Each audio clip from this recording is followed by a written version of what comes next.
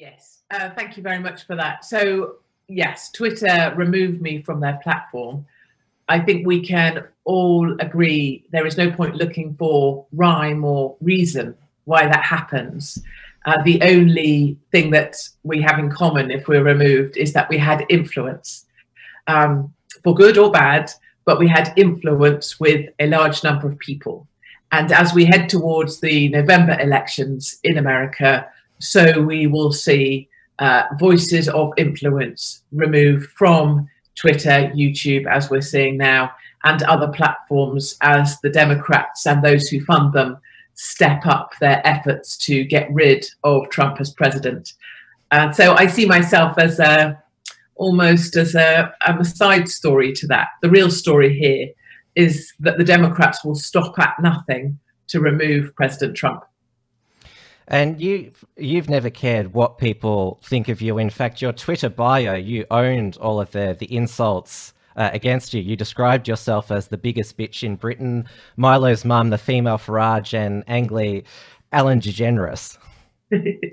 Yes, and that worked better actually so I had quite extreme brain surgery. I mean, brain surgery is extreme, but mine was quite extreme. My scar went from the top of one ear all the way over to the top of another ear. And so I had to have my head shaved. So for a long time there, I had short hair. And through that phase, people likened me, because Americans struggle with short hair on a female, and they assume you're a lesbian, which is no problem either way. I'm married, and I have a husband, but that's fine. But because I had that sort of short-haired, maybe she's a lesbian thing, people thought I was angry Ellen DeGeneres. So that comparison, and Milo's mum. So I had bright white, short hair, some kind of midlife crisis, I suspect. And because of that, people thought I looked like Milo's mum. So those were those references that don't make as much sense now that I have a little bit more hair back. Well, you still use formerly on your Twitter and on your Parler profile picture, you with short hair and pink hair as well, which dyed hair, it reeks of SJWism as well. I don't think it's as bad as blue dyed hair. Yes, I know. I keep it there because that was a time in my life that was fundamental to me. I was cured of epilepsy, and there was a time when I had horribly shaven hair, a massive scar, and one day my radio producer said to me, "Oh, for God's sake, she was an Australian actually, and she said, pull yourself together. You're not having chemotherapy. You need to get a grip." And so I went out, had my hair dyed white and then pink, and started to get a grip of myself. And so that photo means something to me. And I like the fact that it annoys the trans lobby because I look like a lesbian. It annoys the LGBT massive because people mistake me for a lesbian. And of course, the right on LGBT people don't want me anywhere near them.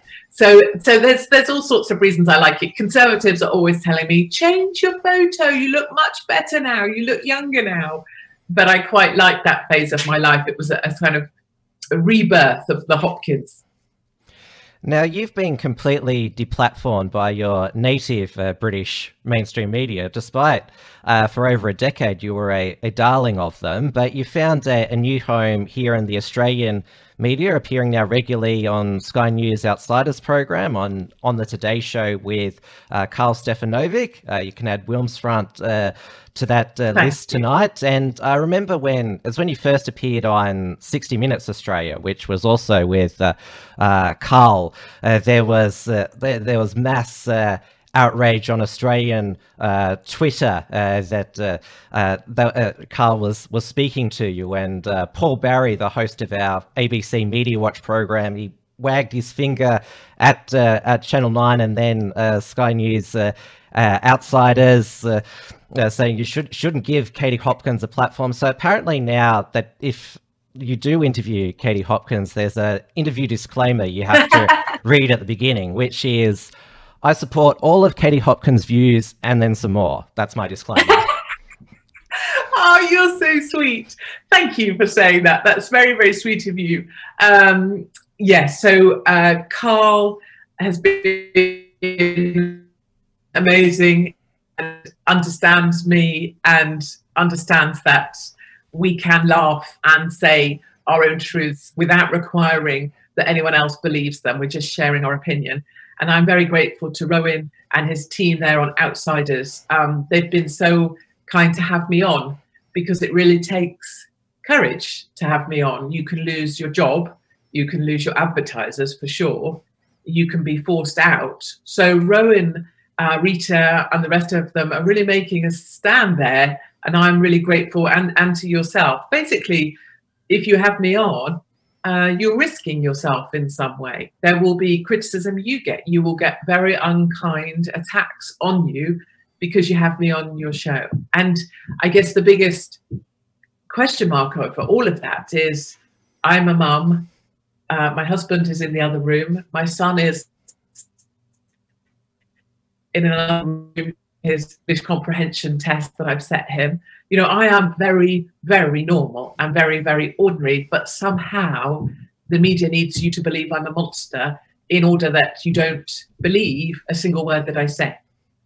Well, you were an ordinary person until 2006, when you first appeared on the British box in the UK version of The Apprentice, and you were such a hit that you became a regular panelist on the UK chat show circuit and a few other reality TV shows, and then were employed by both the Sun and the Daily Mail newspapers to provide political, pop culture, and lifestyle commentary. So they clearly at the time thought that there was a lot of. I watched one of your the episodes of your shows, Katie Hopkins rules the world, where If Only, where one of the panelists challenged that people such as yourself had no talent and were just famous for being famous. But there's heaps of people that go on reality TV shows today and then forgotten about a month later, but not you. No, and that's kind of you. Thank you. But I suppose I don't think my ordinariness is built out of stuff that I really, really believe in. So my ordinariness is built out of, you know, a lifetime of wanting to fight for my country. I went from university, where I was sponsored by the Intelligence Corps, to the Royal Military Academy Sandhurst. And I passed out of the Royal Military Academy Sandhurst and was offered a 35-year regular commission with the British Intelligence Corps. I then went into industry. Because of my epilepsy, I had to leave the military. And I spent 5 years working in the East Village on Madison Avenue for large management consultancy firms across America. And so I think there's a lot of me that was that made me a decent, ordinary person much prior to ever setting foot onto a TV screen. And I think that's why I have endured, and why I will endure, is because I'm not really interested in myself. I'm not really interested in my story that much. I'm much more interested in fighting for my country. And as that stands, that means getting Trump back into the White House. And it means providing some kind of hope for Brits and others, Australians, South Africans, other decent people who are patriots, who are nationalist in the sense that they're proud of the nation they belong to, but feel that they no longer have a voice. I first became aware of the alarming consequences in Britain of multiculturalism, Islamism, appeasement, and mass migrations in the early 2010s. And speaking out on those concerns was slowly, or it was already highly illegal during that time. And when I started to hear quotes from you, I was thinking to myself, well, it's refreshing, but how are you getting away with this? How are you not hauled before one of those hate tribunals or whatever they're called? I know that was it the most infamous act in Britain is the Public Order Act. But obviously, it seems that in the end you were on borrowed time for quite a while. Yes, absolutely. And those attacks over the last 12 or 15 years have just increased. So as a Sun columnist, I was arrested by the Metropolitan Police and Crime Commission. These are the people that deal with the most serious offences in the country. They tasked the homicide squad to bring me in for questioning for a column in a newspaper. That case was referred to the prosecution to hope to prosecute me for hate speech for saying that we needed to stop the boats. A reference, of course, to Australian policy, and I said that I would use gunships to stop the boats, and that was investigated. They tried to get me for that. After that, there have been a number of times where police have been involved in my life. I was one of the first in the media to acknowledge that behind the rape squads, men targeting our white girls were majority Pakistani Muslim men. Because I said that, I was brought in front of Manchester police, but of course that's turned out to be factually correct. Of course, they come for your house. Repeat litigation against me, means that eventually they took my family home. They come for your head. A couple of jihadis tried to chop my head off. They're now in prison. And they come for my children. So they report my children to social services in the hope that social services will come and take my children. And in fact, each time social services have to check that my children are okay, which seems a great pity because there are children out there who need those helpful people, but that isn't mine. So yes, in terms of the scale of the attack, police, lawfare, physical attack, and coming for my family and taking my family home. But still, I endure and I haven't gone away. And I think if they've learned nothing, they've learned that I'm pretty hard to shut up. And you've never played victim either. You've brushed it all off and kept going.